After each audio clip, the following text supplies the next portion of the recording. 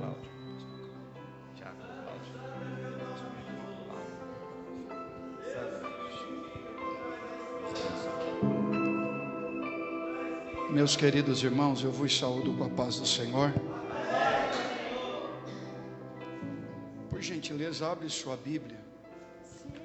Evangelho de Jesus Cristo, segundo escreveu o Dr. Lucas, capítulo 15, versículo 8. A gente vai refletir apenas no verso de número 8. E enquanto você acha, eu quero deixar registrado aqui a minha gratidão a Deus por mais essa grande oportunidade que Ele nos dá de estar falando mais uma vez da palavra dEle. Eu quero engrandecer a Deus porque Ele tem nos guardado dentro desse período tão crítico que o mundo está enfrentando. A igreja de Jesus continua marchando vitoriosa. Eu quero tributar ao Senhor toda a honra e toda a glória. Eu quero engrandecer a Deus pela vida do pastor Paulo. É Paulo, né, que o senhor falou? É a pastora Sandra.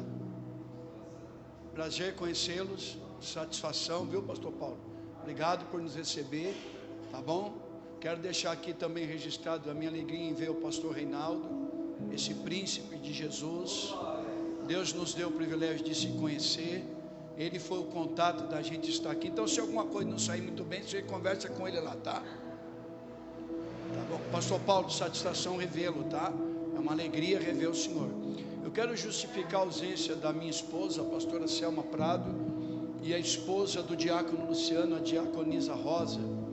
Hoje nós tivemos que dividir a nossa congregação. As nossas esposas estão lá no Cidadania.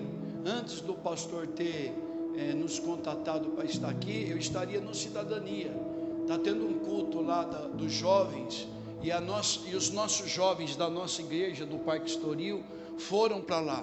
A minha filha é a cantora oficial da noite, e a minha esposa e a esposa do diácono Luciano pegou os 2 carros para ajudar a levar os irmãos. Tem uma outra parte da nossa igreja que está na congregação do São Francisco, onde está sendo realizado nesse exato momento um culto de missões. Eu iria para a Cidadania, mas aí o pastor entrou em contato. Eu falei: filha, você vai para lá, eu vou para cá. O reino está em movimento. Enquanto faz a obra lá, a gente faz aqui. E por isso a ausência das nossas esposas, tá bom? Lucas 15, versículo 8. Eu quero agradecer a todos os irmãos pela recepção, tá? Obrigado pelo convite. Estamos honrados de estar aqui com vocês. Lucas 15, versículo de número 8, está escrito assim, ó: o qual a mulher que tendo 10 dracmas, se perdeu uma, não acende a candeia, varre a casa e a procura diligentemente até encontrá-la. Vamos fazer mais uma oração? Vocês me permitem? Senhor nosso Deus, nosso Pai que estás nos céus, nós queremos tributar ao Senhor toda a honra, toda a glória, todo o louvor, toda a adoração, todas as ações de graça e toda a majestade. Obrigado por este momento tão precioso que o Senhor nos preparou para estarmos aqui, Senhor, congregando com essa família abençoada. Senhor, eu sei que o Senhor já está falando desde o início do culto, Senhor, mas nós aprendemos que o louvor é a igreja, aleluia, falando com o Senhor. A igreja, aleluia, levando até o Senhor os elogios, as adorações, mas a palavra é o Senhor falando conosco. Por isso tenha toda a liberdade, lance luz no nosso entendimento, Espírito Santo da glória de Deus, lance luz na nossa mente, e que a tua palavra possa atingir o alvo nessa noite, porque ela, quando ela é liberada, Senhor, ela não volta para o Senhor vazia, antes fará o que lhe apraz, e prosperará naquilo para que ela foi enviada. Senhor, tenha toda a liberdade em nosso meio, em nome de Jesus. Amém. Pode tomar assento, por gentileza. Eu quero louvar a Deus pela vida do, como a gente chama ele carinhosamente, o tio Lu. O tio Lu é um presente que Deus nos deu aqui no interior. Ele é meu amigo, ele é meu parceiro, ele é meu companheiro. E sempre que a gente tem alguma agenda para atender, que a minha esposa não está comigo, é o Lu que está comigo. Isso aí é o irmãozão que Deus nos deu aqui no interior de São Paulo. Meus queridos irmãos, o versículo que eu trago para a nossa apreciação nessa noite, ele é bastante conhecido. Nós já vimos e ouvimos muitas pessoas ministrando sobre isso. O capítulo 15, Jesus vai abrir aqui um parêntese e vai inserir dentro do evangelho a mulher. Vocês sabem muito bem que a cultura judaica ela era um tanto machista. Mulher não era contada. É por isso que você vai ver que quando Deus tirou Israel do Egito, está escrito na Bíblia que saiu 600 mil homens, fora mulheres e crianças.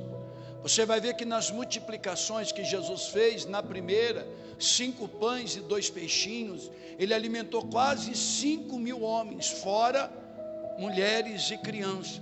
Então, quando nós lemos Lucas, quando Jesus conta essa parábola, Jesus está abrindo um parênteses e está trazendo aqui algo que era totalmente atípico na época. Usar uma mulher como exemplo, uma mulher como referência. Lucas 15, nós aprendemos na teologia que é o capítulo da perda. Lucas 15 é o capítulo da perda. Se nós olharmos o verso 4, aqui tem 3 parábolas que falam de 3 perdas.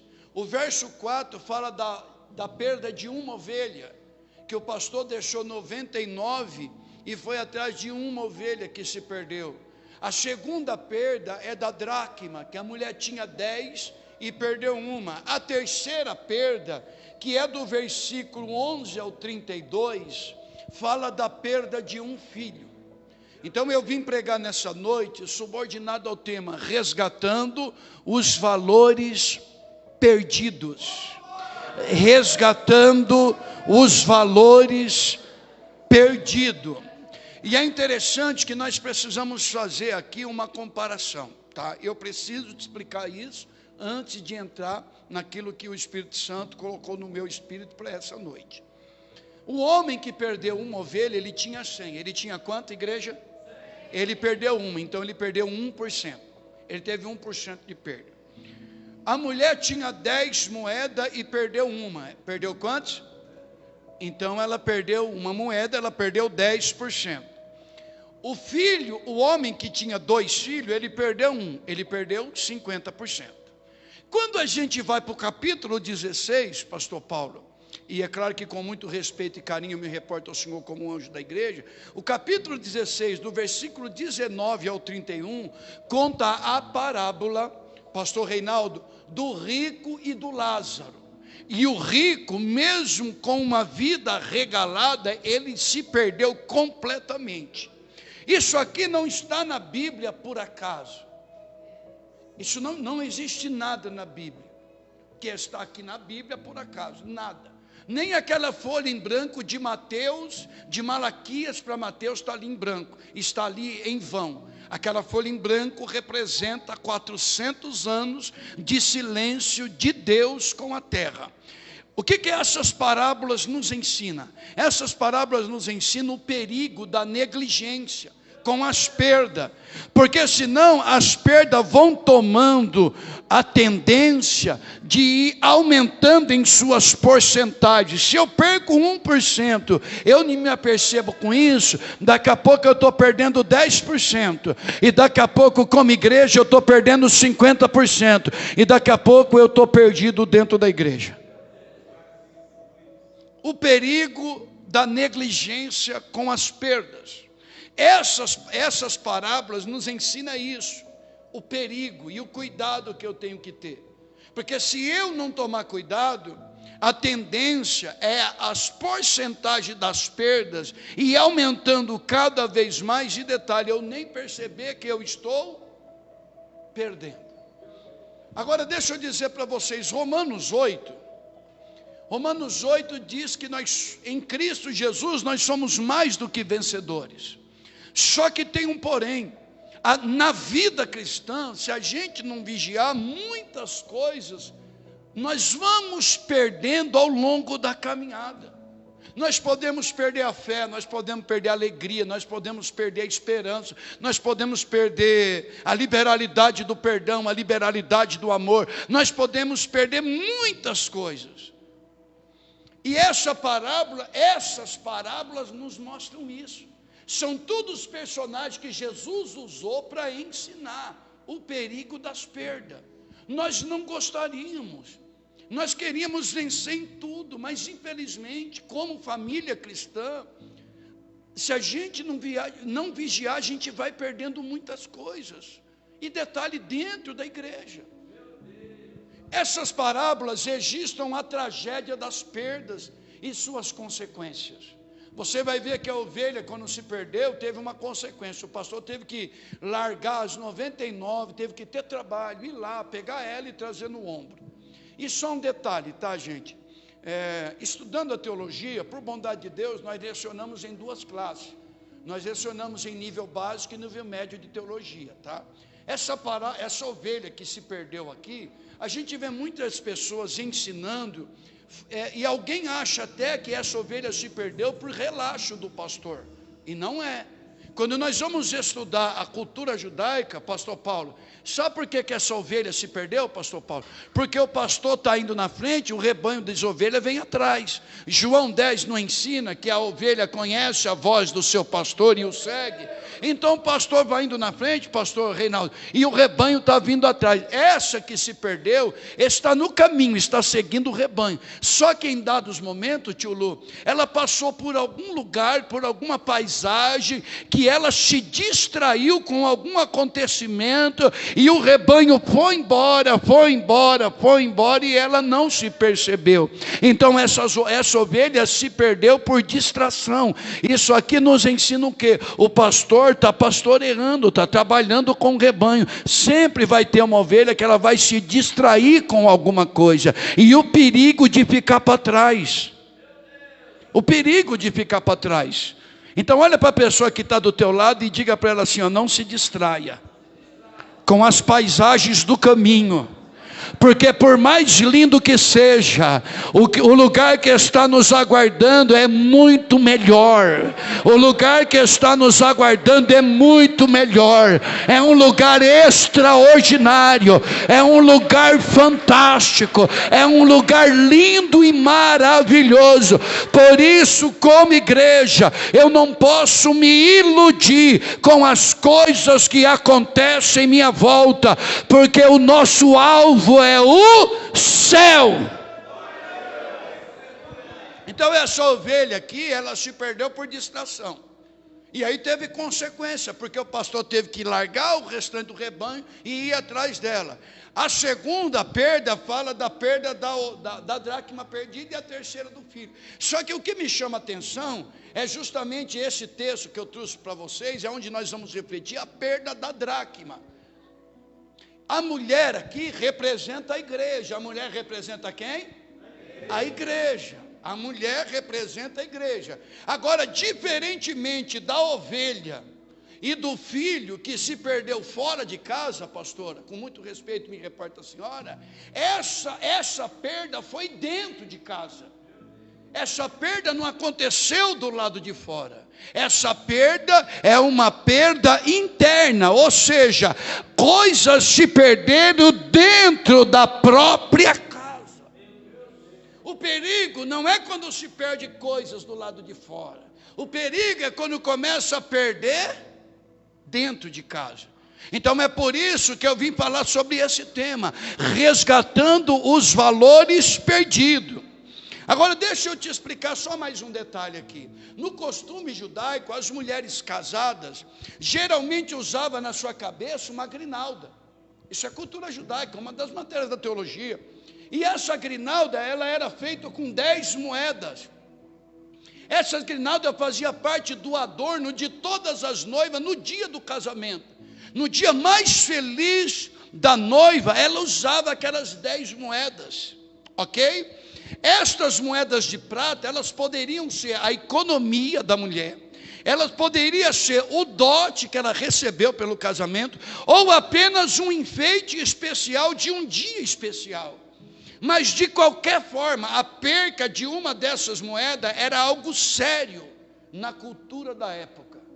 Porque ainda que não tiver, e haja vista que a dracma, ela tinha o valor de um dia de trabalho, uma dracma, um dia de trabalho. E isso aqui é algo que tem um valor sentimental para essa mulher. Ela usou no dia mais feliz da vida dela. Agora, aquilo que fez parte um dia da felicidade dela, agora se tornou tristeza, porque ela perdeu.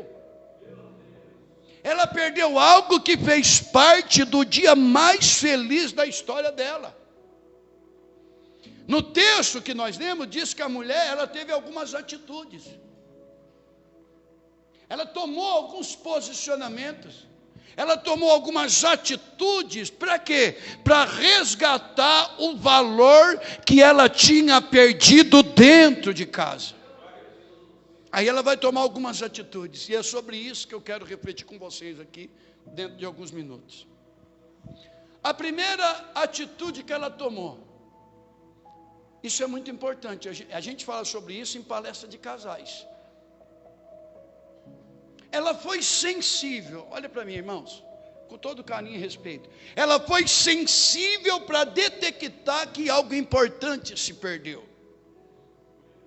A sensibilidade entre uma família ou entre os cônjuges é de suma importância. A coisa mais triste que há é conviver com alguém que é insensível. E é perigoso quando coisas importantes estão se perdendo dentro do casamento, dentro da família, e alguém não percebe. Isso é perigoso. Mas eu quero profetizar nessa noite que o Espírito Santo vai resgatar a sensibilidade no nosso meio. É noite de resgatar o que se perdeu. A sensibilidade vai voltar. E ela foi sensível. A igreja não deve e não pode se tornar insensível com as perdas internas. A igreja não pode ficar insensível no tocante à perda. Por que eu não posso, pastor, se tornar insensível com as perdas que acontecem dentro de casa? É simples. Porque o primeiro ministério da igreja começa dentro de casa. O meu primeiro ministério, tio Lu, sabe qual que é? Cuidar da pastora Selma, cuidar das nossas filhas, cuidar da minha casa. O primeiro ministério começa em casa. Não adianta ser bem sucedido fora de casa. Não adianta ser aplaudido fora de casa. Não adianta ser reverenciado do lado de fora, se do lado de dentro está fracassando. Vocês lembram de Naamã? Lá fora, tio Lu, ele era o general. Pastor Paulo condecorado. Todo mundo batia continência para Naamã. O senhor falou o nome do senhor, esqueci. Irmão Cláudio, desculpa, tá? Que a mente já não está. Irmão Cláudio, lá fora ele era o cara. Mas quando chegava dentro de casa, que ele tirava as fardas, ele era um leproso. O primeiro ministério começa em casa. Vocês lembram quando Samuel, irmão Cláudio, foi ungir Davi na casa de Jessé o belemita? Passou os irmãos tudinho, ele ia consagrar o primogênito. Deus entra em ação, ainda bem que se Deus não entra em ação, Davi estava no anonimato até agora. Deus entrou em ação, falou, não é nenhum desses. Ele chega e fala, tem mais algum? Tem um menor. Então nós não se assentaremos à mesa enquanto ele não chegar. A pergunta é: por que Samuel não foi lá no pasto? Será que Deus não sabia que Davi estava no pasto? Por que Deus não chegou para Samuel e falou assim: Samuel, enche o teu chifre de azeite e vai lá no pasto, que Davi não, mandou ir na casa. E Davi chegou. Quando Davi chegou, ele tem que se dobrar diante do profeta no meio da sua família toda, e ele é ungido no meio dos seus irmãos, dentro da tua casa. Por quê? Porque todo o ministério começa em casa, todo chamado começa em casa. Aleluia! É em casa que começa. Quando eu fracasso dentro, o meu ministério do lado de fora está por horas e minutos. Ele tem prazo de validade. Por quê, pastor? Porque o nosso ministério começa em casa, o nosso chamado começa na nossa família, o meu chamado começa no meu casamento e na minha família. É ali que começa o meu chamado. Quando nós lemos as Escrituras, irmão Cláudio, nós vamos ver que família veio primeiro do que igreja. Pastor Reinaldo, a criação da família está em Gênesis. A igreja só vai nascer. Ô sonoplasta, como é o teu nome, filho? Paulo, põe aqui para mim Mateus 16, 18, por favor. Jesus em Cesareia de Filipe. Ele chega, irmão Cláudio, reúne os discípulos e fala assim: dá licença, pastor Paulo, o senhor me dá licença aqui? Tá? Eu sou meio andarilho, gospel. Irmão Cláudio, quando eles estão em Cesareia de Filipe, Jesus chega e fala assim: o que diz os homens acerca do Filho do Homem aí fora?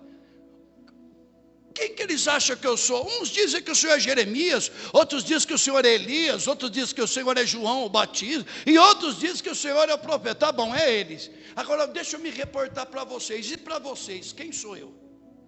Aí essa pergunta agora é para os apóstolos. Aí Pedro chega e fala assim: ó, tu és o Cristo.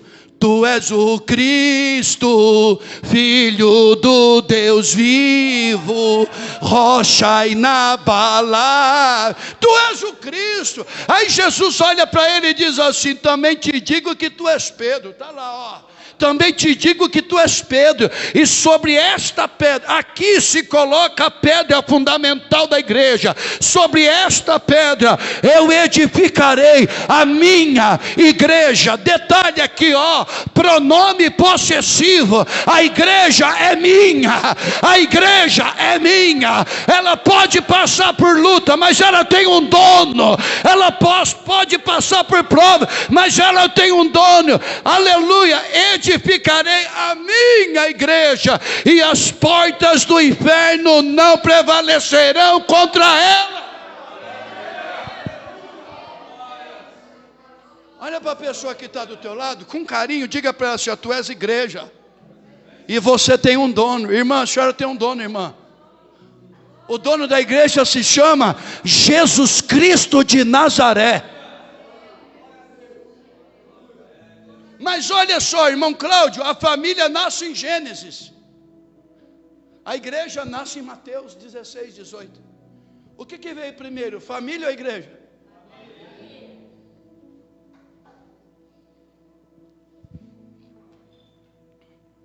Olha para mim: casamento forte, família forte, igreja forte. Casamento fraco, família fraca, igreja fraca. Deixa eu só te explicar mais uma coisa. Como organismo vivo, pastor Reinaldo, a igreja só depende de Deus. Como organismo vivo, o que está em Efésios 2:6. A igreja como organismo vivo está assentada nas regiões celestiais. Se o irmão Paulo puder colocar aqui, Efésios 2:6.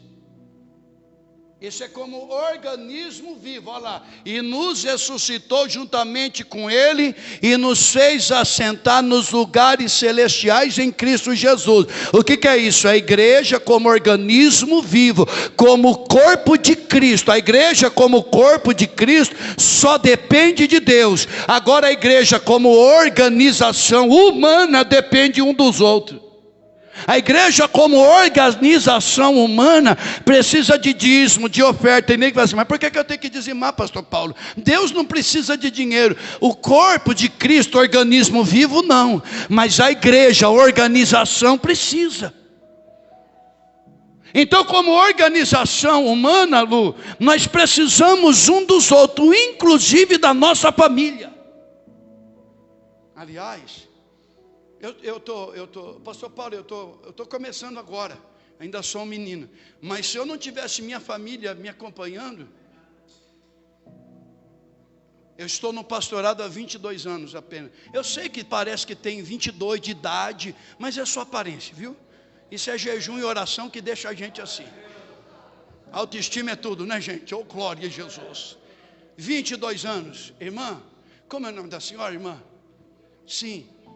Irmã Elaine, se eu não tivesse a minha esposa e minhas filhas comigo, eu não aguentaria.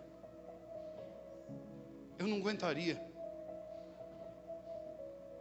Porque como organização humana, nós precisamos um do outro, inclusive da nossa família. É por isso que eu vou repetir de novo aqui, ó, casamento forte, família forte, igreja forte. Casamento fraco, família fraca, igreja fraca. E às vezes, se a gente não vigiar, a gente inverte a posição. A gente investe 100% na igreja, templo, e abandona a família. Então nós temos que ter o quê? O equilíbrio. A Bíblia diz, Mateus 6,33, buscai o reino em primeiro plano e a sua justiça. Mas reino é uma coisa, templo é outra. Eu não posso mergulhar de cabeça numa coisa e abandonar minha família. Porque a prioridade é a família. Porque sem a família a gente não cumpre o chamado. Sem a família a gente não cumpre o ministério. E o diabo sabe disso. A primeira lição é que essa mulher, ela foi sensível para detectar que perdeu algo. Era simples, mas era importante. Existem coisas simples do dia a dia que, se você perceber que perdeu, meu irmão e minha irmã, em nome de Jesus, corre atrás para resgatar.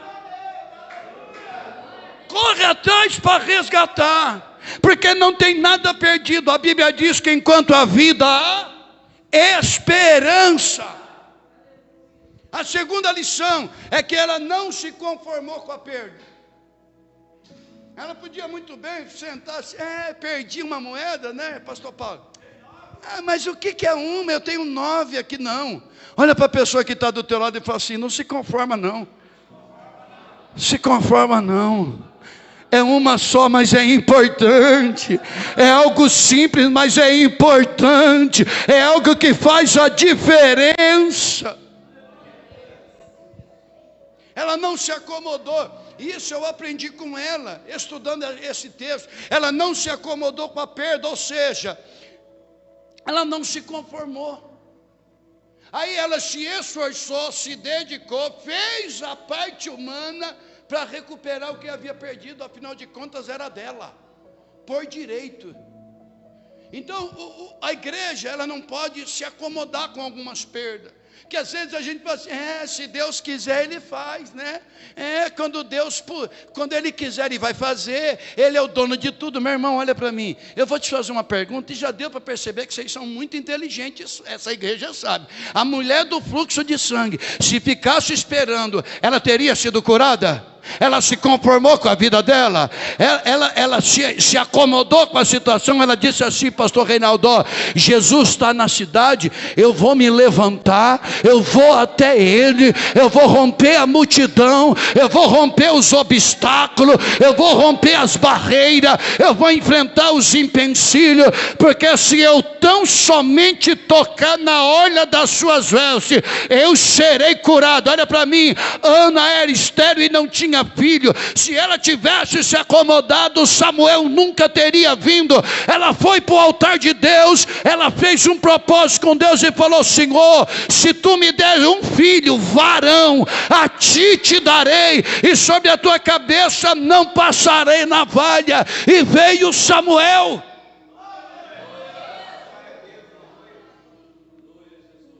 Essa mulher não se acomodou. Ela foi sensível, percebeu. E a perda da sensibilidade, ela é tão importante, tio Lu, porque é o seguinte: se eu não sou sensível, hoje eu perdi 1%. Daqui a pouco eu estou perdendo outra coisa. E daqui a pouco está tudo indo pelo ralo abaixo. E detalhe, eu estou dentro da igreja. E eu perco a sensibilidade e deixo de reparar nos pequenos detalhes. Porque, pastor Paulo, o que é uma moeda perto da indumentária de uma noiva? E eu deixo de valorizar os pequenos. Agora olha para mim, uma grande história, ela é feita de pequenos detalhes. E Deus manda eu profetizar nessa noite. Eu vou profetizar, se prepara. Começa a reparar nos pequenos detalhes da tua história, que o Senhor não te abandonou. Se você fizer a tua parte, Ele vai fazer a dele. Detalhes.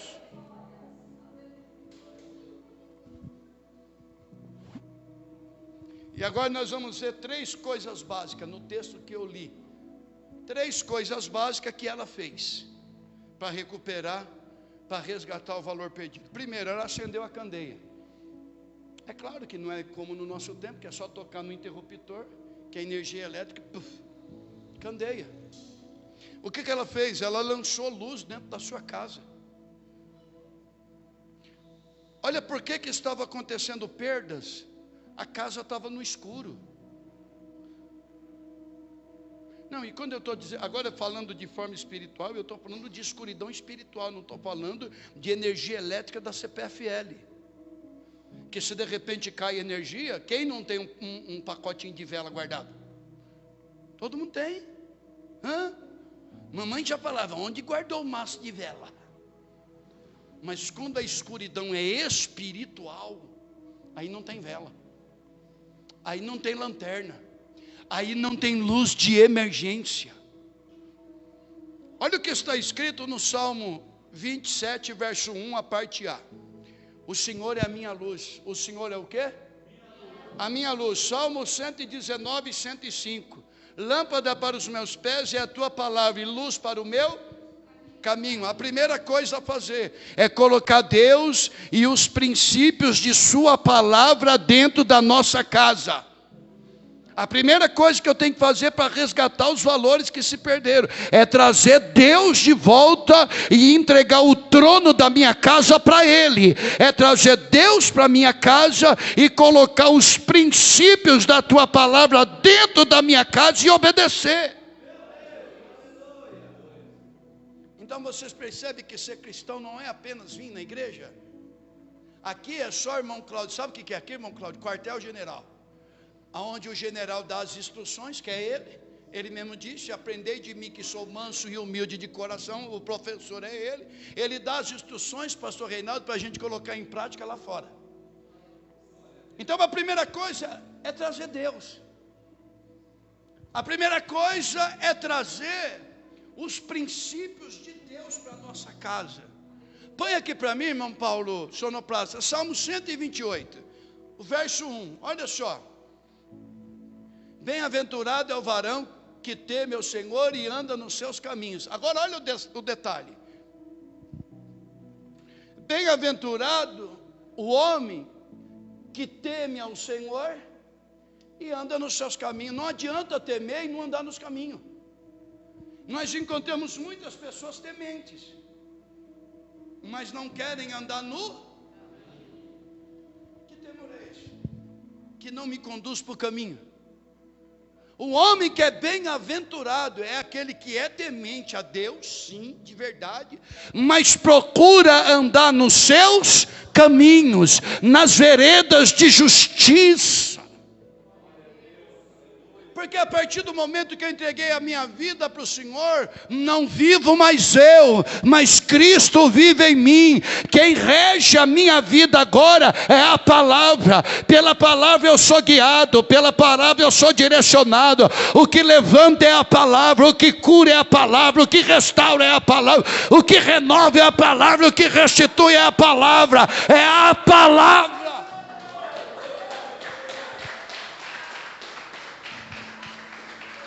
E a igreja, ela está debaixo de uma palavra de Deus. A igreja está debaixo de uma palavra, ela está guiada por uma palavra. Então, às vezes nós tememos a Deus. E a palavra temer aqui, ó, se você for estudar o que significa temor, ela tem várias vertentes: reverência, honra, inclusive medo. O medo é um dos significados do temor. É claro que Deus não quer que a gente sirva a Ele por medo.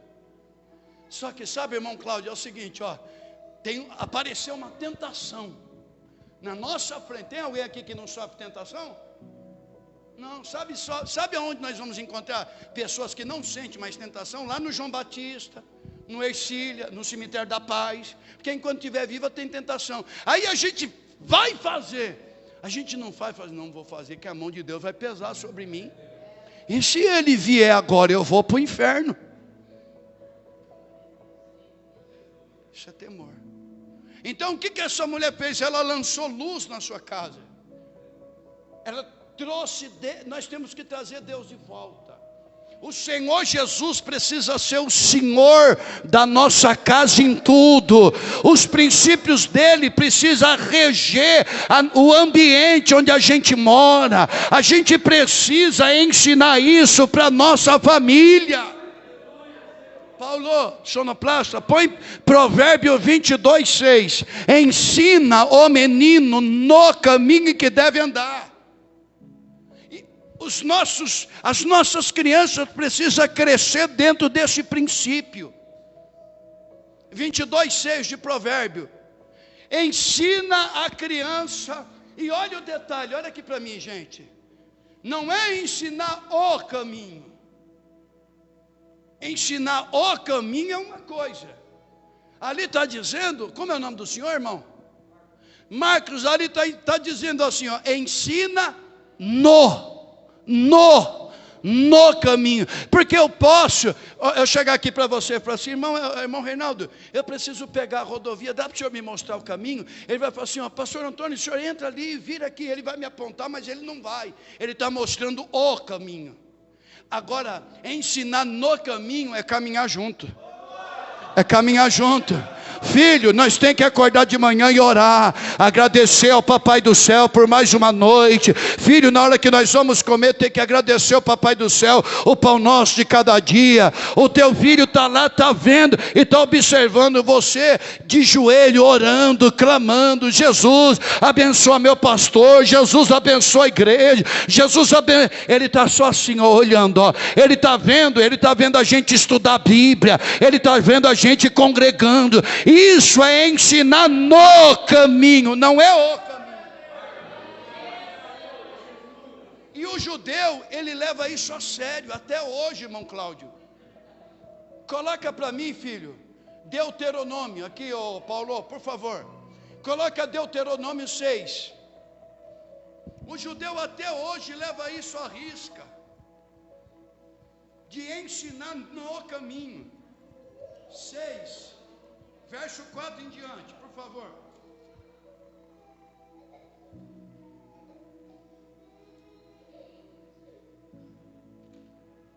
Glória a Deus. 6:4. Ouve, Israel, o Senhor é o nosso Deus, é o único Senhor. Amarás, pois, o Senhor teu Deus de todo o teu coração, de toda a tua alma e de todo o teu poder.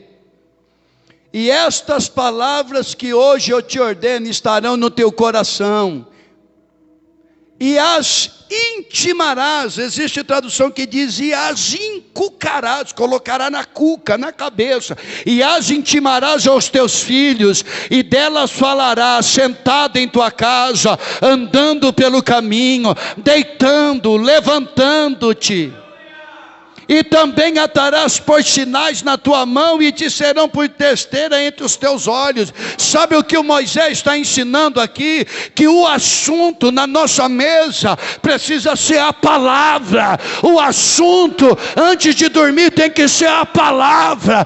Quando tiver com visita em casa, o assunto tem que ser a palavra. A palavra, a palavra, a palavra, a palavra, a palavra. Volta um, Paulo, por favor. Volta mais um, filho, por favor. E intimarás ao teu filho, e delas falarás sentado em tua casa. Está tomando um café, Lu? Eita, mas que palavra, hein?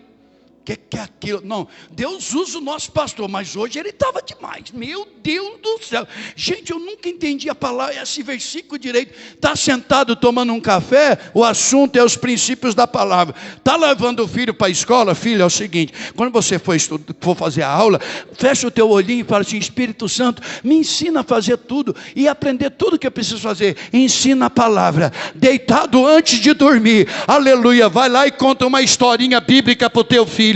Ensina da palavra, porque fazendo isso nós estamos trazendo Deus para dentro da nossa casa. E a Bíblia diz que uma geração vem e outra geração vai. Quando a gente for embora daqui, os nossos filhos vão estar firmados na palavra.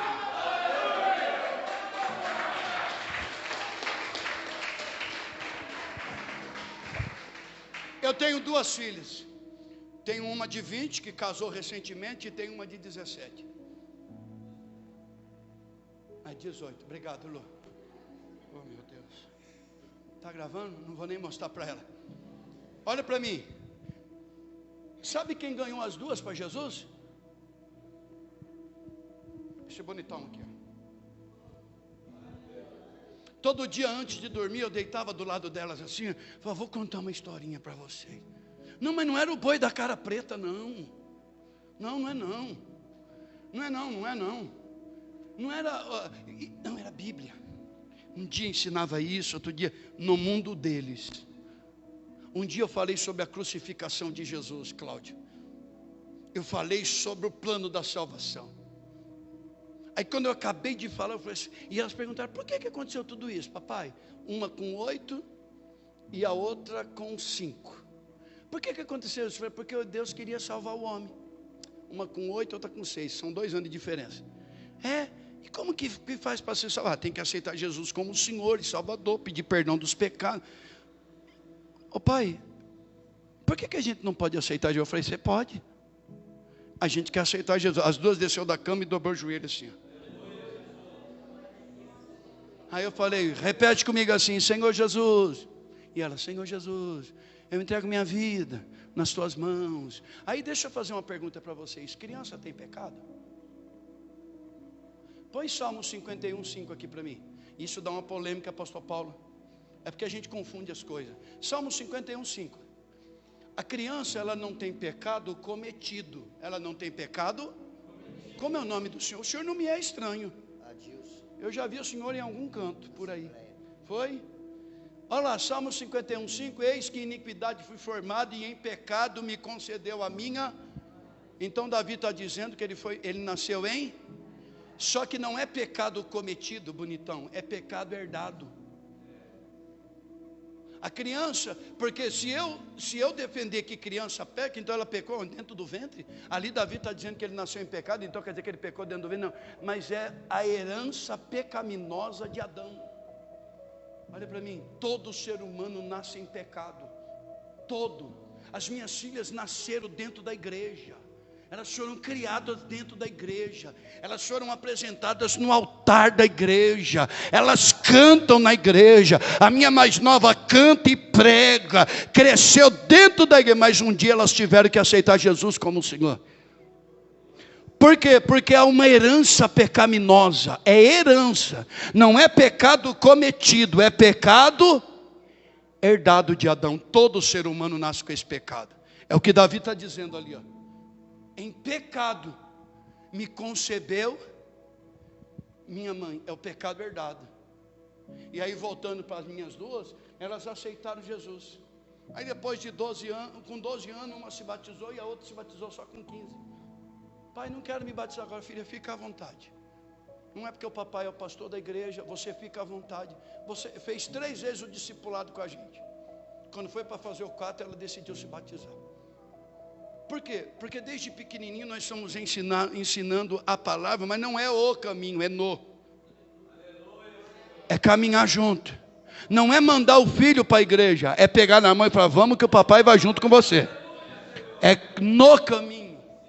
Então isso é trazer a luz para dentro de casa, trazer Deus e os princípios da palavra. Por quê, pastor? Porque aonde não há luz, a tendência é as coisas irem se perdendo mesmo. Aonde Deus não é Senhor, aonde não tem luz, a treva toma conta. A tendência é se perder coisa mesmo, está no escuro. Isto fala de quê? De clareza. Isto fala de transparência entre os cônjuges. Trazer luz para dentro de casa é levar uma vida transparente entre o esposo e a esposa e o esposo. É transparência, é clareza no decidir das coisas, no resolver das coisas. A igreja, ela não pode ter contato nenhum, de espécie nenhuma com ocultismo. Principalmente dentro de casa, com a nossa família, que são as pessoas que mais nos amam e mais se preocupam conosco. Esses dias atrás, nós estamos tratando uma família, e inclusive é um pastor e sua esposa, que ele é muito amigo nosso, e o que acontece? Eles estão enfrentando um problema muito sério. Por quê? Porque lá, no caso da família dele, a mulher faz as coisas, ele só vai saber depois, quando o B.O. estoura. Não tem clareza, não tem transparência. Ele sai, outro dia ele me chamou no zap e falou, pastor, eu vou embora, eu vou largar essa mulher. Eu falei, não, meu filho, o que aconteceu? Pastor, o senhor acredita que eu saí para trabalhar? Eu cheguei, ela fez uma compra de R$800 num mascate que parou aqui na porta de casa e nem me consultou, pastor. Pastor, nós não temos clareza, pastor, nós não temos transparência. Eu chego em casa do serviço 5 horas, ela foi para a casa da mãe dela, eu nem sei para onde ela anda. Quando há luz na casa, quando tem princípio, tem concordância. Bem, eu posso comprar isso? Em quantas vezes nós vamos fazer? Em tantas vezes. Você acha que é uma necessidade agora? Não dá para esperar um pouquinho? Não pode ter coisa oculta, não pode ter coisa escondida. Isso atrapalha o agir do Espírito Santo na igreja. Coisas escondidas, tem caso que é a mulher, tem caso que é o marido. Pasmem vocês, tem esposa que não sabe, pastor Paulo, quanto que o marido ganha por mês. Não tem transparência, são coisas ocultas. E eu vim aqui desmascarar essa estratégia do inimigo. A igreja não pode ter nada oculto, tem que haver concordância. Aleluia. Sabe o que Jesus ensina? Que o que 2 ou 3 ligar na terra será ligado no céu. O que 2 ou 3 concordar na terra será concordado no céu. Mas só há concordância onde há transparência, aonde há clareza, porque onde Deus está tem luz e nada fica em oculto.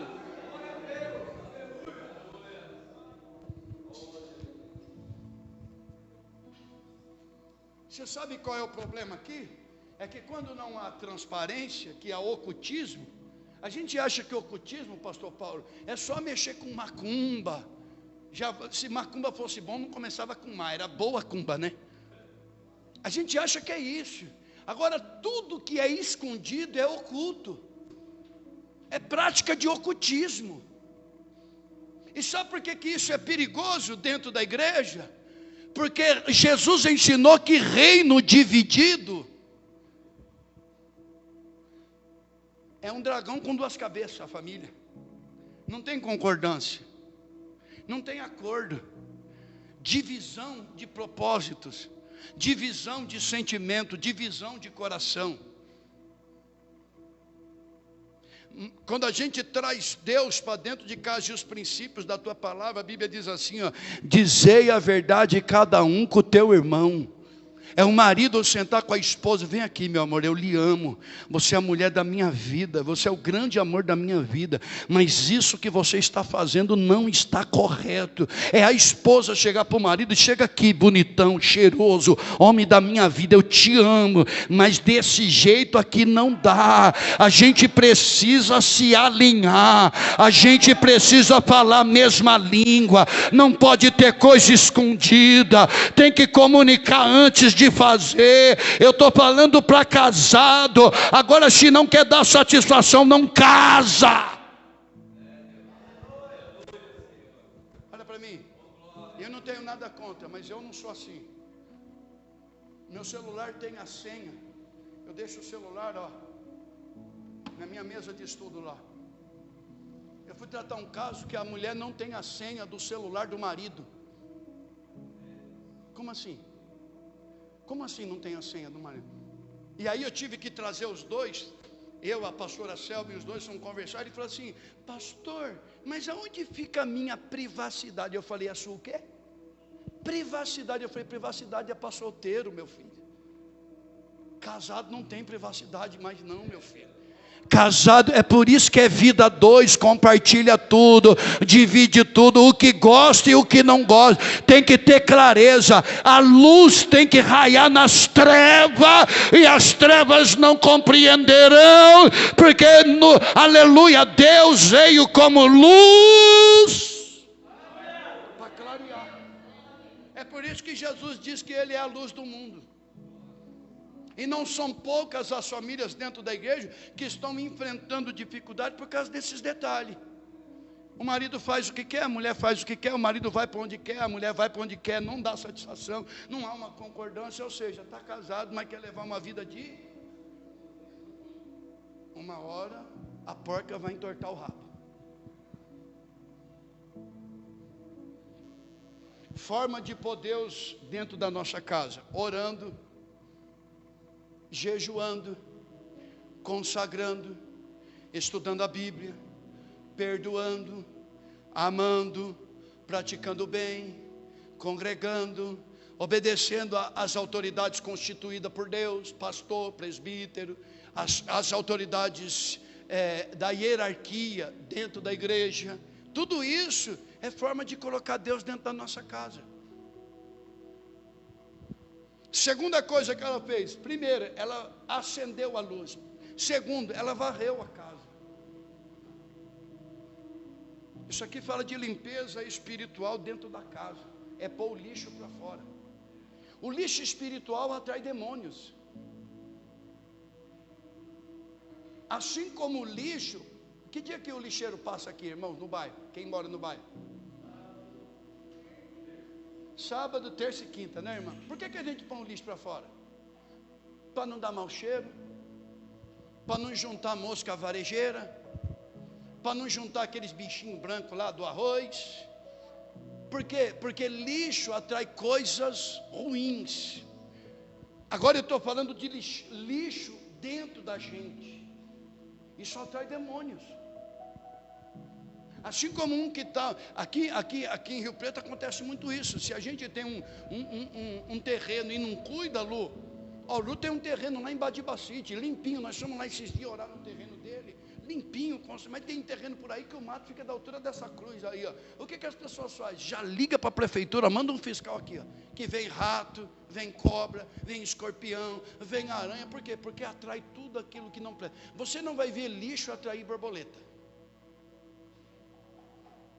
Você já viu alguém falar assim: nossa, eu vou fazer uma montoeira de lixo no quintal da minha casa para vir aquelas borboletas bonitas, para vir os canários amarelinhos aqui no que? Você já viu? E lixo espiritual é a mesma coisa. Esta limpeza se inicia de dentro para fora. esta limpeza precisa ser a manutenção diária na família. Por quê, pastor? Porque senão cria raízes de amargura, trazendo sérias complicações para o relacionamento familiar. Pastor Paulo, essa limpeza tem que ser todo dia. Sabe por quê, pastor Paulo? Porque todo dia acontece coisa para deixar o nosso coração peludo. Todo dia. Todo dia acontece uma coisinha para deixar você amargurado. O mundo coopera para deixar a gente irado. Então essa manutenção tem que ser diária. Diária. É o que está em Levítico 6,13. O fogo queimará continuamente sobre o altar. O altar hoje é aqui o coração, ó, e não se apagará. Mas se você ler os versículos anteriores, você vai ver que para o fogo queimar continuamente, tem que remover a cinza, tem que colocar lenha no altar, tirar a cinza. Sabe o que é cinza? Cinzas são restos de sacrifício passado, são lembranças de coisa passada. Se não tirar a cinza, se não colocar lenha, o fogo não pega. O que é isso? É a manutenção do altar, que hoje é a tábua do nosso coração. Todo dia tem que fazer uma faxina, todo dia tem que fazer uma limpeza. Por quê, pastor? Para que não crie em nós raízes de amargura. Coloca aqui, Paulo, Hebreus 12:15. Está aqui, ó, no script aqui, pastor Paulo, ó.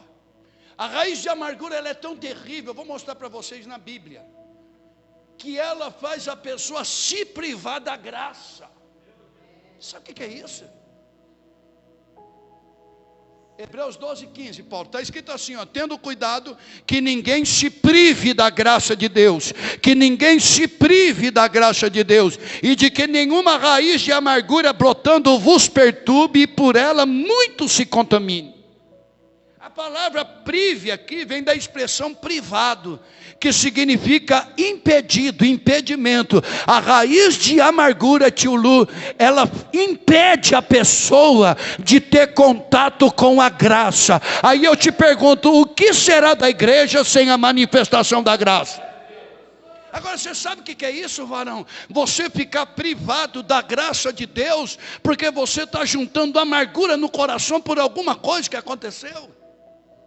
É por isso que a manutenção é diária. Senhor, limpa o meu coração. Senhor, purifica o meu coração. Senhor, tira essa amargura, tira essa angústia, tira esse desespero. E se a gente não fizer essa manutenção, a tendência é ficar mais amargurado ainda. Boldo, quem conhece boldo aqui? Tem um pé ali? Ali do lado de fora, pastor Paulo. A pessoa amargurada, ela vira um pé de boldo ambulante. Você convive com alguém amargurado? Porque aqui eu estava falando de raiz, ó, raiz de amargura, raiz. Isso aqui está falando de raiz de árvore. Se a raiz é de amargura, os frutos que a árvore vai produzir é que tipo de fruto? E a Bíblia diz que pelo fruto conhecereis a árvore, aleluia. Não é pela folha, não é pelo caule, não é pela raiz, é pelos frutos, porque quem é amargo gera fruto amargo, aleluia. Por isso eu tenho que fazer a manutenção, eu tenho que perdoar, eu tenho que amar, eu tenho que obedecer os princípios. Isso é tão sério, irmão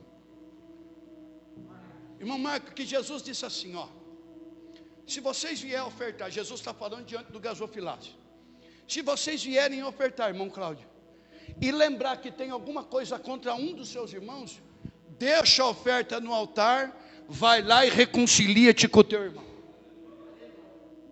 Mas afinal de contas, o que é que tem a ver a oferta com a liberalidade do perdão? É porque a oferta é muito mais espiritual do que a gente imagina. A oferta não é apenas recurso financeiro. Oferta faz parte do culto agradável a Deus. E Jesus está dizendo, para o teu culto ser perfeito, não adianta você vir aqui trazer uma quantidade. Você tem que ir até o teu irmão e pedir perdão para ele. Olha só o que Jesus diz. Se você lembrar que tem alguma coisa contra o teu irmão, não é esperar o teu irmão vir até você. Não é esperar o teu irmão pedir perdão para você. É você ir até o teu irmão. E aqui está a grandeza do evangelho, porque mesmo sabendo que eu estou certo, lindão, eu vou te pedir, me perdoa se eu te magoei em alguma coisa, porque eu não quero raiz de amargura no meu coração, porque o que está em jogo é o meu relacionamento com o Criador, o que está em jogo é o meu contato com a graça, e sem a graça eu não sobrevivo, sem a graça eu não chego no céu.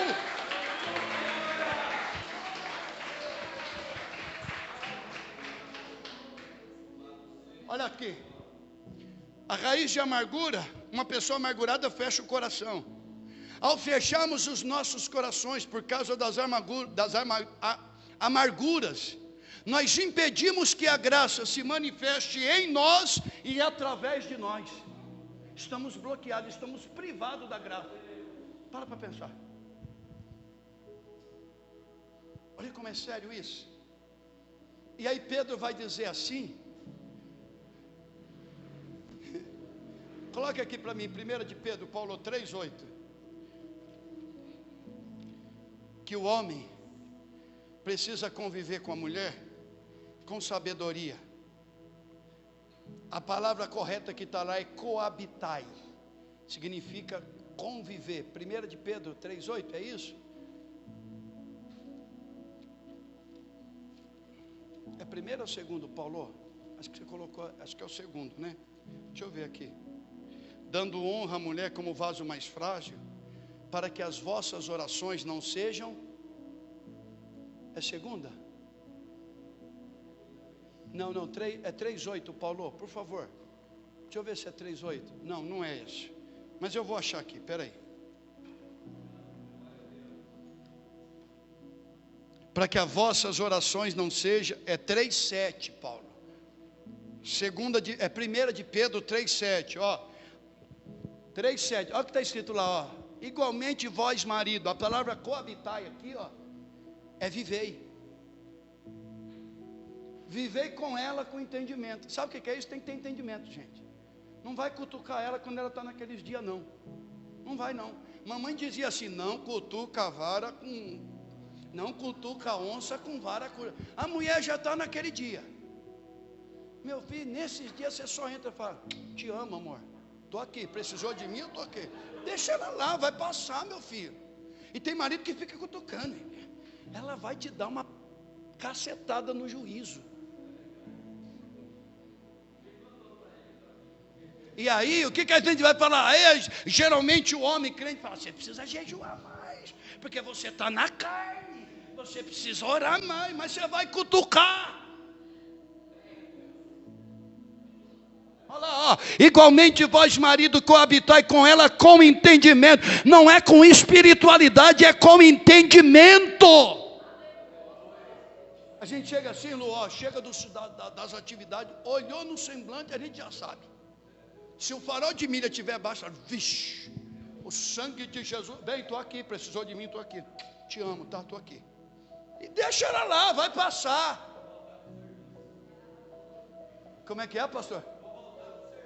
Entendeu? A Bíblia diz que tem que, olha aqui, tem que viver com ela com entendimento, dando honra à mulher como vaso mais frágil, como sendo vós os seus cordeiros da graça da vida, para que não sejam impedidas vossas orações. Foi Pedro que escreveu.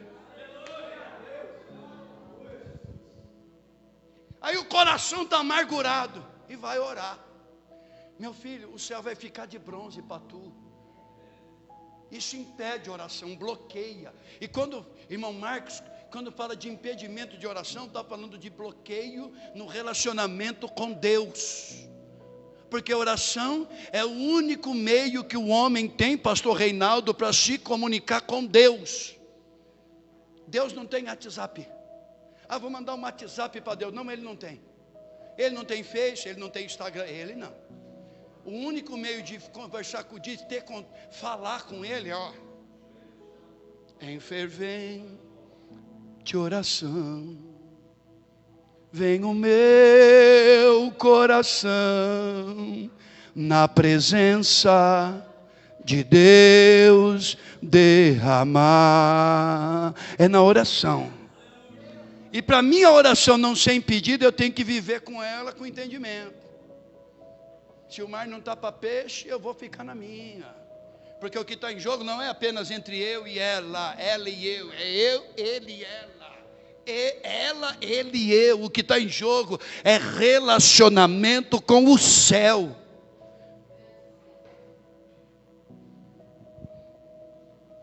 Então a amargura ela bloqueia o contato da gente com a graça. A amargura faz o nosso coração ficar peludo um contra o outro. É por isso que eu tenho que fazer essa limpeza. Ela acendeu a luz e começou a varrer. Olha para mim, sabe qual é o conselho de Deus para nós hoje? Põe o que não presta para fora. Põe o que não presta para fora. Aquilo que não edifica, aquilo que não alegra, aquilo que não traz esperança, aquilo que não traz fé, aquilo que não traz paz, põe para fora, se liberta disso em nome de Jesus. Faça uma limpeza. Olha para mim, quantas famílias, gente, amarguradas, pessoas com chamados, com talentos, com dons espirituais e talentos naturais, que estão convivendo com lixos emocionais, sentimentais e espirituais dentro de si. Pessoas amargas, e detalhe, são pessoas escolhidas por Deus desde o ventre, são pessoas boas, mas nessa noite o Espírito Santo vai te dar sabedoria, vai te dar graça, vai lançar luz no teu entendimento, para você pôr esse lixo para fora, porque você é a menina dos olhos de Deus. Deus te escolheu para algo grande. Somos igreja. E esses lixos traz muita tristeza, pressão e dor para as famílias. E a maioria das vezes reflete nos filhos.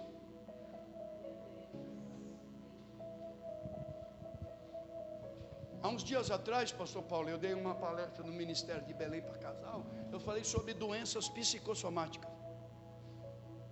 O que tem de gente dentro da igreja com doenças psicossomáticas, gente. O suicídio entre o povo de Deus cresceu absurdamente. Pessoas amarguradas, Lu, que chegam ao ponto de tirar a própria vida porque acham que é o único jeito de ter paz. De 100% do suicídio entre os cristãos, 88% é dos homens e 66% é das mulheres. Homens se suicidando, homens bem-sucedidos, homens escolhidos por Deus, por não aguentar a pressão, estão tirando a própria vida. Um dia, Jacó teve que fazer uma na sua família. Eu estou falando do patriarca Jacó. Põe para mim aqui, Paulinho, por favor. Já virou Paulinho agora. Irmão Paulo, 35 de Gênesis 2 ao 4. Jacó está vindo da terra de Padã Arã, da casa do seu tio Labão, e ele passou por um processo muito difícil, e chegou um dia que ele teve que fazer uma faxinona na tua família. Lembrando que ele está voltando agora com 2 esposas, 2 concubinas e com filhos, servos, animais. Olha o que está escrito. Um dia então disse Jacó à sua família e a todos os que com eles estavam: tirai todos os deuses estranhos que há no meio de vós. Deixa eu fazer uma pergunta, olha para mim. Vocês acham que na geração atual tem crente que tem Deus estranho dentro da sua casa? Tem. Tudo aquilo que rouba do meu coração o primeiro lugar de Deus é um Deus estranho. Se eu honrar mais um filho do que a Deus, é um Deus estranho. Se eu honrar mais a minha esposa do que a Deus, é um Deus estranho. Se eu honrar mais o meu trabalho, o meu carro, a minha moto, a minha empresa, o meu salário, é um Deus estranho. Nada nem ninguém pode ocupar o primeiro lugar exclusivo de Deus. E Jacó chegou para sua família e disse: tirai todos os deuses estranhos que há no meio de vós, purificai-vos e mudai as vossas vestes, e levantando-nos, subamos a Betel, e ali farei um altar ao Deus que me respondeu no dia da minha angústia, e que foi comigo no caminho que eu tenho andado. Então deram a Jacó todos os deuses estranhos que tinha em suas mãos, e a arrecada das suas orelhas, e Jacó os escondeu debaixo do carvalho que está junto a Siquém. Olha o que ele fez.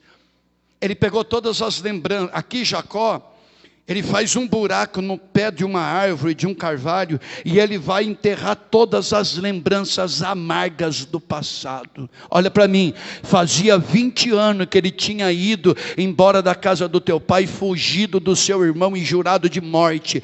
Foi enganado por várias vezes pelo seu tio Labão. Olha como a alma de Jacó está com muitas amarguras. Pastor, quando ele estava voltando, eles passam um tempo perto de Siquém. Sua filha Diná é violentamente, aleluia, mexida, ela é violentamente molestada. O que os seus filhos fazem? Simeão e Levi se arma de espada, vai lá e assassina todos os homens daquela cidade. Jacó está trazendo a amargura do passado, angústia, tristeza. O que ele faz? É hora da gente pegar tudo isso que não traz vida, tudo isso que não traz paz, tudo isso que não traz alegria, e é tempo de enterrar o passado. Eu vou dizer de novo, é tempo de enterrar o passado. Nessa noite o Espírito do Senhor está fazendo um buraco aqui e está te dizendo: enterra o passado. O que passou, passou. Enterra aquela amargura, enterra aquela lembrança triste, enterra aquela traição, aquela frustração, aquela decepção. É tempo de enterrar aos pés do carvalho de Siquém. O que passou, passou. Deus tem novidade de vida para essa igreja.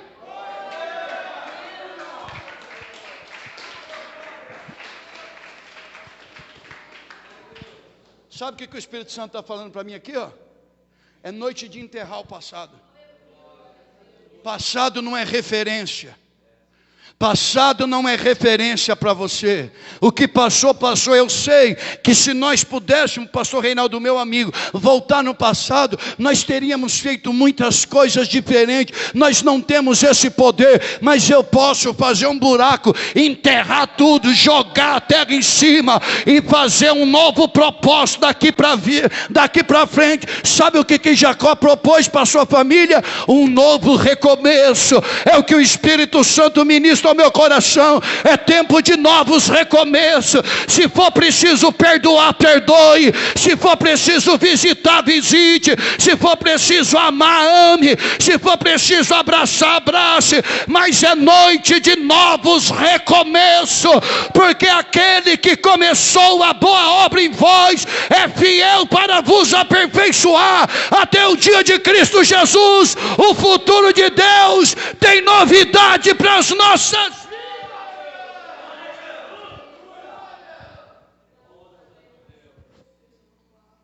Pastor Paulo, eu vou entregar tudinho, viu?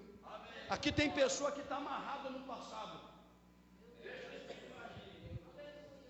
Você não está conseguindo caminhar porque você está preso no passado. O passado está te acorrentando. Deixa eu te dizer, Deus não trabalha com o passado. Satanás que quer revirar o baú do passado.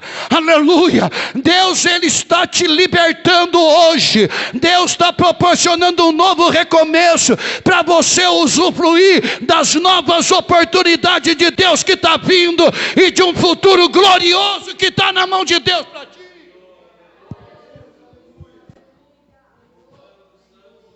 Enterra.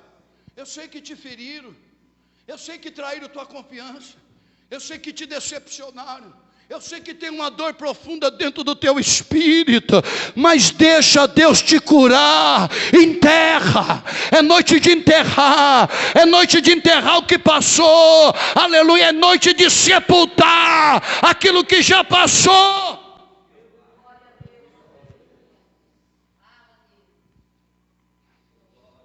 Gente, faz 22 anos que eu trabalho com vidas. Você sabe o que é uma família bem-sucedida? É uma família que fracassou em tantas áreas, mas não desistiu. Todo mundo que é bem-sucedido. Olha para a história do Santos Dumont, irmão. Como é teu nome, irmão? Guilherme, olha para a história do Santos Dumont, pai da aviação. Você acha que foi a primeira vez que deu na cabeça, vou fazer um avião, e já saiu voando? Vocês acham que foi assim? O pai da eletricidade, Thomas Edison. Você acha, irmã, que foi a primeira vez que ele juntou dois fiozinhos, viu que deu positivo e negativo? Você acha que foi a primeira vez, irmã? Você sabe que a senhora sabe o que é uma pessoa bem-sucedida, irmã?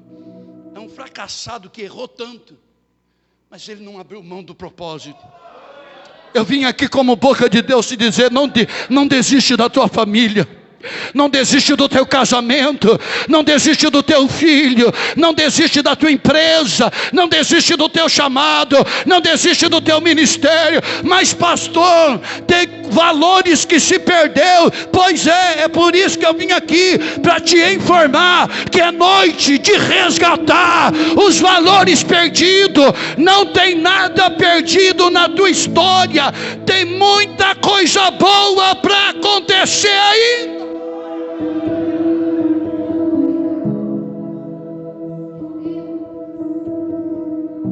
Terceira e última coisa que ela fez, ela acendeu, fez uma faxina. Põe para fora aquilo que está impedindo você de um contato com o Criador. O Lu é eletricista. O Lu, para ter luz no ambiente, se a fiação não estiver correta, tem luz? E se tiver um gatinho lá? Qualquer hora ele mia, não mia? A fiação tem que estar perfeita para a luz brilhar. A terceira coisa que ela fez, ela procurou com diligência até encontrar. Ou seja, ela chegou, acendeu a candeia e começou a limpar. Começou a pôr para fora aquilo que estava cooperando para as perdas acontecer. Olha para mim. Agora eu não estou falando de poder espiritual. Agora eu estou falando de intelecto que Deus deu a todos nós, inteligência. Essas coisas estão fazendo eu perder coisas importantes, então eu vou me libertar disso. Se isso aqui está fazendo eu brigar com a minha esposa, eu vou renunciar. Se isso aqui está sendo o motivo da paz sair da minha casa, a partir de hoje eu não faço mais. Isso não é ser covarde, isso é entender que tem coisa mais preciosa em jogo. Isso é entender que tem coisa mais gloriosa em andamento. E ela começou a procurar com diligência até encontrar. A palavra diligência aqui significa com atenção. Ela começou a varrer. Lu, a pastora Selma, em vez em quando, acho que a maioria das mulheres são assim, né? Eu acho, né? Penso eu. A pastora Selma, em vez em quando, ela muda, irmã, os móveis de lugar. Quem é as irmãs que são assim? Tem dia que o sofá está de um jeito, chega no outro dia, o sofá está do outro jeito. A Selma é assim. Agora olha aqui, geralmente, quando as irmãs começam a fazer a faxina, na casa, e tira o sofá do lugar. Sabe aquele chinelinho, aquele pé esquerdo do seu filho que você não achava há muito tempo, está lá embaixo do sofá. Aquele sapato, irmão, que você procura ele para ir para a igreja e nunca acha, está lá debaixo do sofá. Aí você começa a encontrar coisas que estava tudo lá dentro, só que devido estar na escuridão e devido não estar faxinando, não acha essas coisas. Então ela acendeu, ela começou a fazer uma faxina e procurar até achar. Isto fala de dedicação e perseverança. Olha para mim, meu irmão, em nome de Jesus, não desista da tua família. É um desafio viver em família. Mas não desista da tua família. Não desista da tua família. Seja dedicado e perseverante. Persevera para recuperar aquilo que foi perdido através do tempo. Eu não sei o que se perdeu, você sabe. Você sabe que no início não era assim. E muitas coisas se perdem. No início é de um jeito. Vocês lembram quando a gente namorava? Lembra? Quando a gente namorava, varão. Você é casado, varão? Está no processo? Jesus vai te dar uma varoa. E quando te der, honre a Deus do mesmo jeito que você está honrando solteiro. Quando a gente namorava, varão, a gente sempre levava uma flor. Fim de semana levava para uma pizzaria. Levava para o lanche. Depois que pôs a aliança no dedo. Tempo bom, né, irmã? A irmã não pode falar. Eu posso, porque minha esposa não está aqui, irmã. A senhora não pode. Olha o Marcão aí do lado aí, ó. Porque no namoro era diferente. No namoro a gente era mais cuidadoso. No namoro a gente era mais cauteloso. No namoro a gente era mais sensível, pastor Paulo. A gente chegava assim e falava: nossa, você trocou de perfume, hein? Olha, esse hidratante que você está usando não é o mesmo que... Olha, eu percebi que você está usando óleo paixão. Isso aí não é hidratante, mano. Nossa, você percebeu depois que casa, meu filho? Pode tomar banho de óleo paixão. E a mulher fica assim, esperando que ele nota. Ele não nota. Sabe por que não nota? Pergunta, por que não nota? Porque a aliança já está no dedo e o certidão de casamento já foi assinado. E aqui está o perigo, porque se eu não noto, alguém lá fora vai notar. Aí a irmã está trabalhando, aí o filho de Belial chega e fala: nossa, respeito, tá, irmã? Com todo respeito e temor diante de Deus. Nossa, percebi que você trocou seu perfume hoje. Nossa, a sobrancelha que você fez ficou legal, hein? Eu percebi que você mudou a tonalidade do seu cabelo. Detalhe, o bonitão lá dentro de casa não repara nada disso. Aí ela chega, ela vai pôr a cabeça no travesseiro. Quando acontece uma miséria, fala: pastor, ora por mim que o diabo se levantou. É verdade, o diabo da falta de atenção, o diabo da proteção, o diabo da falta de sensibilidade, o diabo da observação. Gente, isso acontece. Não deveria, mas acontece. Então a Bíblia diz que ela procurou até achar. O que significa? Ela não desistiu no meio do caminho. Ela também não desistiu porque estava dando trabalho, irmão Cláudio. Que às vezes a gente persevera e quando começa a dar muito trabalho, fala assim: quer saber de uma coisa? É por isso que o divórcio tem aumentado. Por quê? Porque é mais fácil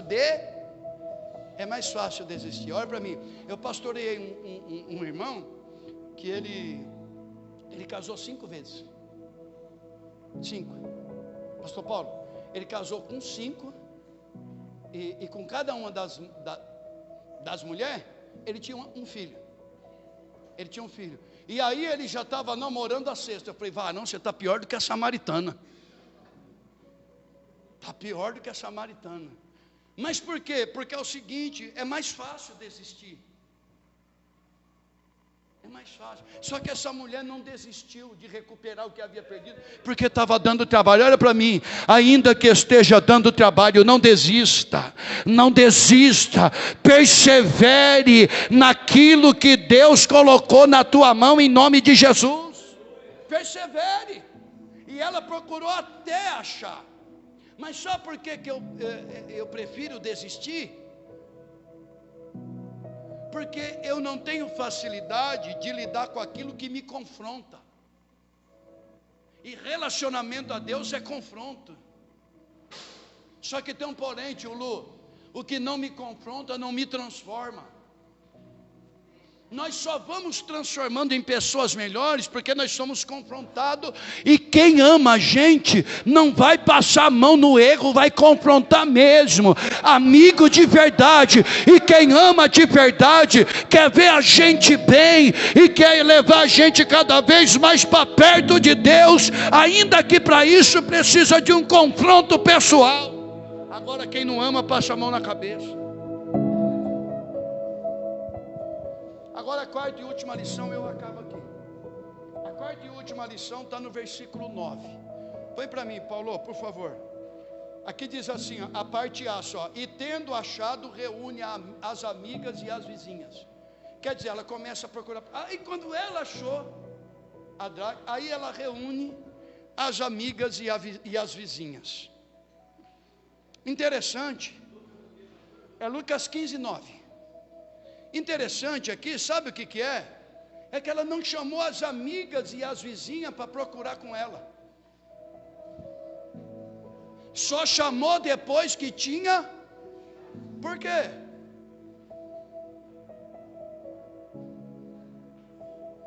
E a pergunta é justamente essa: por que ela não chamou as amigas e as vizinhas para ajudar ela a procurar? Simples, porque tem coisa que somos nós que temos que fazer. Tem coisa que quem tem que passar o processo somos nós. Existe processo que nós enfrentamos que são reflexo dos nossos erros. Portanto, somos nós que temos que tomar atitude e não transferir a responsabilidade para ninguém. Pastor Paulo, com todo respeito ao senhor e à pastora da igreja, o que tem de família que faz tudo errado, aí depois chega: pastor, me ajuda, pastor. Mas não foi fiel, não foi leal, não honrou, não seguiu o princípio, não pôs Deus. Pastora, põe as irmãs de jejum por mim. Mas fez tudo, não é submissa ao marido, não respeita a autoridade do marido, não obedece liderança. Ou seja, qual que é o problema da nossa geração? É que é igual a música do Roberto Carlos: vai na igreja, reza e faz tudo. Vai para o matrimônio e faz tudo errado. E aí quando não dá certo, aí quer transferir a culpa para alguém. Aí quer transferir a responsabilidade do resgate para alguém. Não. Peraí, não foi eu que não valorizei? Não foi eu que não vigiei? Não fui eu que falei? Por quê? Porque a maioria das consequências do processo que nós passamos são reflexo dos nossos erros. Então, se eu fui homem de errar, eu também sou homem de me levantar e correr atrás daquilo que eu perdi e não transferir a responsabilidade para ninguém.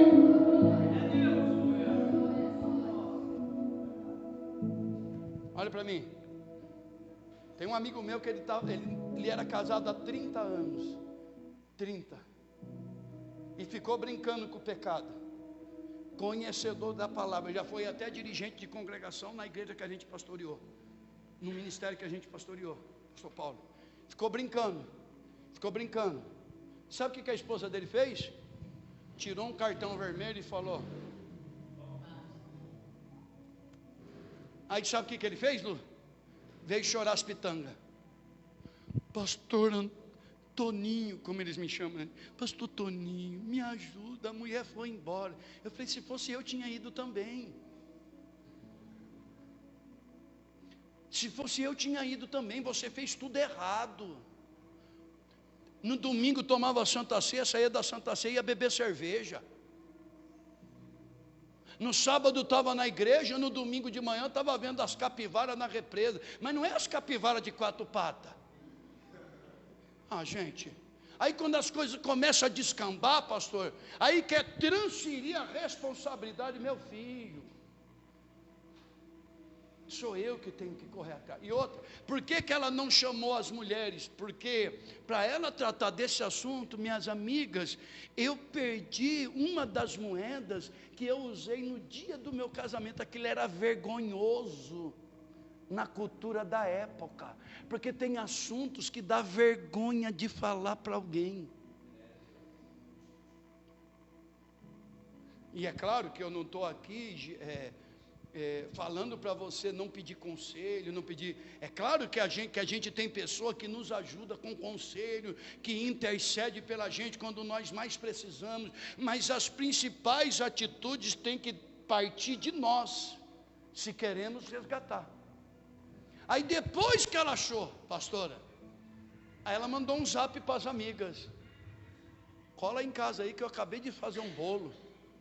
Tem um bolo de chocolate, Lu. Acabei de passar um cafezinho pretinho no coador de pano, Lu, no fogão. Mas o que tem de especial? Chega aqui que eu vou contar para vocês. Chega aí que eu vou contar. Aí quando está todo mundo reunido, ela vai falar: agora eu vou contar para vocês. Vocês imaginam que por não vigiar eu perdi uma das moedas da grinalda do meu casamento? Eu imagino uma olhando para: amiga, não acredito, você perdeu. Por que não chamou nós para procurar? Mas quem perdeu foi eu. Quem tem que procurar sou eu. O processo é meu. Agora eu chamei vocês aqui para se alegrar comigo. Por quê? Porque aquilo que se perdeu foi resgatado. Não, você não entendeu. Aquilo que se perdeu foi resgatado. Aquilo que se perdeu foi resgatado.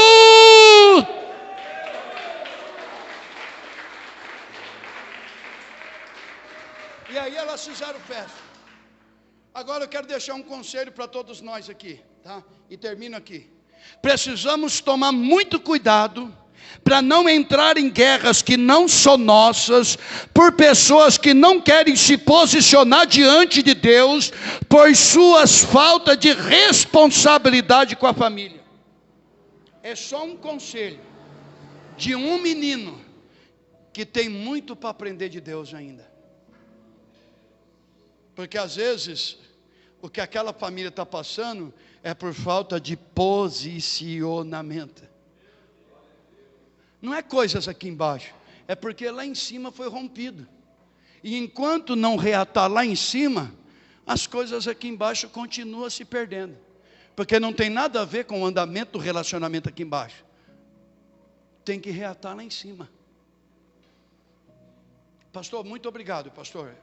Se o senhor quiser vir para cá, pastor.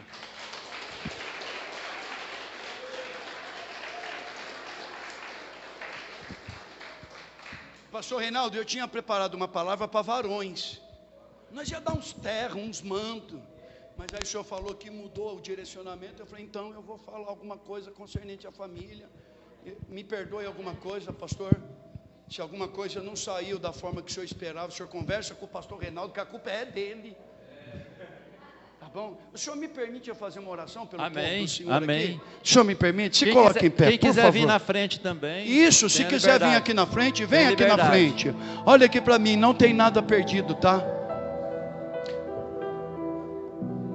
Olha para mim, gente, deixa eu falar um negócio para vocês.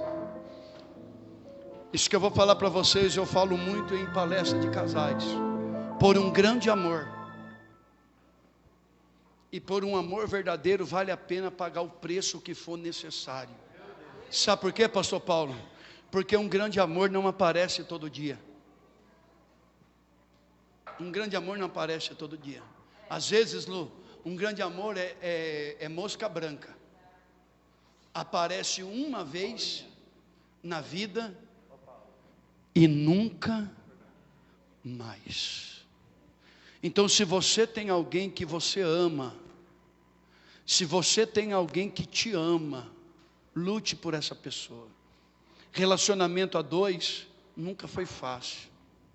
Nunca foi fácil. Um verdadeiro amor vale a pena pagar o preço que for necessário. E tudo que a gente fizer por um grande amor, tio Lu, ainda é pouco. Porque eu estou falando de amor. O último versículo de 1 Coríntios 13, que é a epístola do amor, Paulo ensina sobre o amor, é 1 Coríntios 13, 13.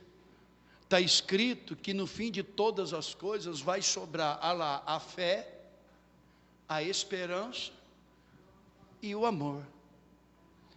E dos três, qual é o mais importante? Sem amor a gente não vive. Se você... Oh, glória a Jesus, olha que maravilha, gente, que coisa linda. Olha aqui para mim, gente. Luta pelo grande amor da tua vida, não desista dele. Não desista dela. Talvez ela ainda não atingiu o nível que você gostaria. O senhor sabe, pastor, que às vezes tem alguns irmãos e algumas irmãs na igreja que cometem um erro muito grave. Outro dia uma irmã chegou assim para a pastora Selma e falou assim: pastora, eu queria tanto que o meu marido fosse igual o esposo da senhora. Aí minha esposa falou assim: irmã, se o teu marido fosse igual ao meu, tu não ia aguentar não. A cruz é grande. Não, olha aqui para mim. Às vezes você pode olhar para algum casal e falar assim: nossa, eu queria que a minha esposa fosse igual a esposa do irmão A ou do irmão B. Mas se a esposa do irmão A ou do irmão B ficasse uma semana com você, ou se o esposo da irmã A ou do irmão B ficasse uma semana com você, minha irmã, uma semana, você ia falar: irmã, pelo amor de Deus, pega o teu marido que eu quero o meu de volta. Você ia dizer para o teu companheiro: meu companheiro, pega a tua esposa de volta, porque a minha já está acostumada com o meu jeito, com o meu ritmo, com as minhas manias. Agora eu faço uma pergunta e termino aqui: qual é a pessoa ideal para você no momento? Quem é a pessoa ideal para você hoje? É o teu cônjuge. É o teu cônjuge. Não tem pessoa melhor para você do que o teu cônjuge. Outra pessoa, Lu, não me suportaria. Você acha? Quem é que vai suportar, pastor? Um homem que fica de segunda a segunda na igreja. Eu fico de segunda a segunda, irmã. De segunda a segunda. Quando não tem culto na igreja, eu ainda saio para pregar na igreja dos companheiros. Segunda a segunda. A senhora acha que é qualquer mulher que aturar isso? E ela olha para mim e fala: filho, vai, porque enquanto você vai, eu estou aqui orando por você, filha. Deus vai te usar. Quando dá, ela vem comigo. Quando ela não vem, ela fala: filha, Deus vai te usar. Eu estou aqui orando, filho. E tem dia que é ela que tem que sair. Quem tem que ficar orando sou eu. Agora imagina se eu ia conseguir uma mulher, se uma mulher ia conseguir ficar comigo, e eu ia conseguir ficar com uma mulher que não gostasse de estar na igreja. É por isso que o ditado de papai e mamãe, ele tem um fundo de verdade. Cada panela e a tampa ideal. Fecha os teus olhos que eu quero orar por você. Senhor, em nome de Jesus Cristo, eu quero tributar ao Senhor toda a honra e toda a glória nessa noite. Senhor, essa palavra foi a que o Senhor plantou no meu espírito, Senhor. Senhor, como eu gostaria de trazer uma palavra aqui para ver os irmãos pulando, saltando, mas não era isso que o Senhor queria para essa noite. Hoje é noite de novos recomeços, Senhor. É noite de resgate de valores perdidos. Eu quero te pedir, Senhor, habilita-nos para este grande propósito, porque o propósito é maior do que o processo. O processo fere, mas o propósito cura. O processo machuca, mas o propósito sara. O processo humilha, mas o propósito honra. O processo abate, mas o propósito exalta. Faça o meu irmão e a minha irmã entender que há um propósito muito maior em andamento sobre a nossa família. Senhor, nos esconda debaixo do sangue de Jesus. Nos esconda no lugar secreto. Nos ajude a perdoar quem nos magoou.